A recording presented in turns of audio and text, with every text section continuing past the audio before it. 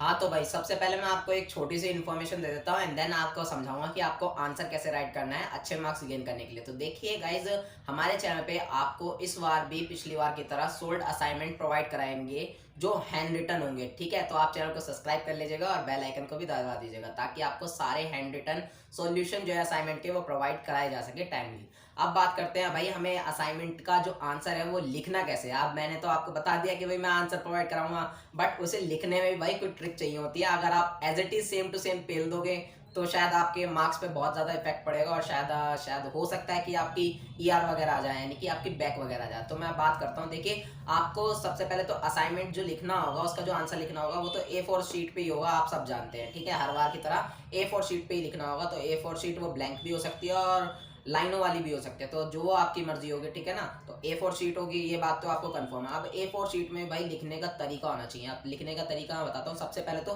कितनी शीट पे आंसर लिखना है। देखो भाई, कम से कम आपको, अगर थ्योरेटिकल आपका सब्जेक्ट है तो कम से कम आपको 6 पेज लिखने हैं। आप 6 पेज कैसे, मान लो ये एक पेज है, ठीक है, तो इसका एक साइड का एक पेज, ये 2 पेज, ठीक है ना, 3 पेज, 4 पेज, 5 पेज, 6 पेज, ऐसे करके इट मीन्स आपको पूरे टोटल जो है वो 3 पेज, और दोनों साइड से नापेंगे तो 6 पेज। ठीक है ना, तो ऐसे 6 पेज आपको लिखने हैं अपने आंसर में। और 6 पेज से कम मत लिखना भाई, क्योंकि ग्रेजुएशन लेवल पे हो आप लोग, और इससे कम लिखोगे तो दिक्कत आ जाएगी। और रही बात जो थ्योरेटिकल सब्जेक्ट नहीं होते, तो वो तो अपने हिसाब से जितने में आंसर खत्म हो रहा है उतने में कर सकते हो, उनकी कोई टेंशन नहीं है। बट थ्योरेटिकल सब्जेक्ट है तो भाई 5 से 6 तो आप रखना ही, 5 से कम मत रखना। और मैं जो आपको आंसर प्रोवाइड कराऊंगा वो भी आपको 6 से 7 पेजेस में आपको प्रोवाइड कराऊंगा, तो आपको इस चीज की टेंशन नहीं। पहला पॉइंट आप समझ चुके हो। अब बात करते हैं भाई दूसरे पॉइंट की। दूसरा पॉइंट है भाई, आपको एक चीज ध्यान रखना है, आपको आंसर एज इट इज नहीं टीपना किसी का भी। एज इट इज से मेरा मतलब है, मैं भी आपको आंसर प्रोवाइड कराऊंगा तो आपको सेम टू सेम नहीं टीपना। फिलहाल तो मैं आपको साथ साथ तरीका भी बताऊंगा जब आपको आंसर प्रोवाइड कराऊंगा, बट मैं आपको पहले ही आपको समझा देता हूँ, आपको आंसर किसी का भी नहीं टीपना है। टीपना है तो कैसे टीपना है बताता हूँ। देखिए भाई, आपको आंसर कैसे टीपना है, मान लीजिए ये रहा एक आंसर, ठीक है ना, मैंने आपको प्रोवाइड करा दिया। अब आप जब इसे टीपोगे ना, तो मैं तो खैर पॉइंट वाइज आपको प्रोवाइड कराऊंगा, जो आंसर होगा ना वो पॉइंट वाइज प्रोवाइड कराऊंगा। तो आप पॉइंट को आगे पीछे करके लिख सकते हो, किस कोई कुछ पहले लिख देना, कोई आगे, अपने हिसाब से पढ़ के आगे पीछे पॉइंट कर देना, वो बेस्ट वे है। उससे क्या होगा, जो एग्जामिनर होगा ना आपका, तो आंसर सेम देख के तो भाई उसे गड़बड़ी लगेगी और वो मार्क्स या तो फिर कम दे देगा दोनों को या तीनों को, जिसके जिसके भी सेम होंगे, या तो फिर उन्हें कम दे देगा या किसी को ज्यादा कम। तो ये थोड़ा दिक्कत वाली बात है आप लोगों के लिए। तो आंसर बिल्कुल सेम मत टिपना। और एक और यहाँ पे तरीका सेम ना टिपने का, कि आप मान लीजिए गूगल वगैरह से आंसर उठा रहे हो, कहीं से भी उठा रहे हो यूट्यूब लेक्चर के थ्रू, तो आप वहां से आंसर देखो, आप उसका पैराग्राफ पढ़ो, जो आपके समझ में आया पैराग्राफ पढ़ के वही उतार दो आप अपनी लैंग्वेज में।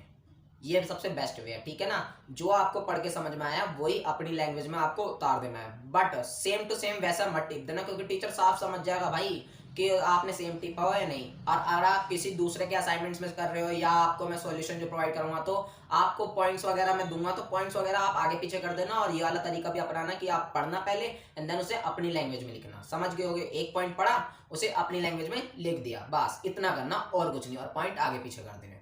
क्लियर हो गया।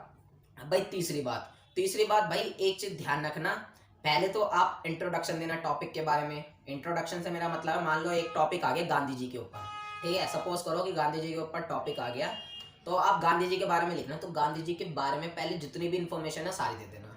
फिर आप विचार बताना कि आपको क्या अच्छा लगा क्या बुरा लगा, ठीक है, तीसरा पॉइंट था।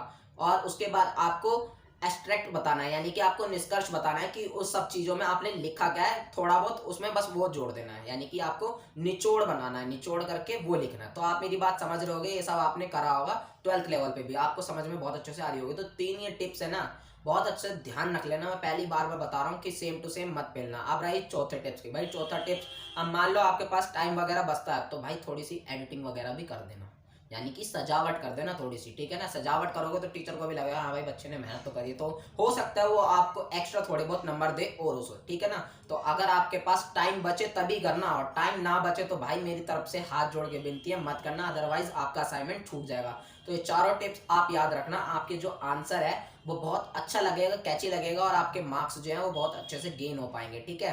तो यही छोटी सी इन्फॉर्मेशन देनी थी, और आगे कोई इन्फॉर्मेशन आएगी तो भी मैं आपको प्रोवाइड करा दूंगा सारी वीडियोस के लिए। तो आपको टेंशन नहीं लेना, बस चैनल के साथ कनेक्टेड रहना है। तो मिलते हैं नेक्स्ट वीडियो में।